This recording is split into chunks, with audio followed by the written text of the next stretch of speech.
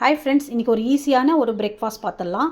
அதுக்கு வந்து கோஸு, குடமிளகா, கேரட்டு, பீன்ஸு என்ன இருக்கோ அதில் பொடியாக சாப் பண்ணி மிக்ஸ் பண்ணி வச்சுக்கிட்டு, அதுக்கப்புறம் அதில் வந்து மிளகுத்தூள், நான் இன்றைக்கி எடுத்துருக்கிறது வந்து கோஸு, கேரட்டு, கேப்சிகம் எடுத்து கொஞ்சம் பெப்பர் தூள், கொஞ்சம் வந்து ஜீரகத்தூள் ப்ளஸ் குடமிளகு, கார்ன்ஃப்ளவர் வந்து நமக்கு அந்த மாவு கொஞ்சம் லைட்டாக லூப்ரிகண்ட்டுக்காக போடுறது.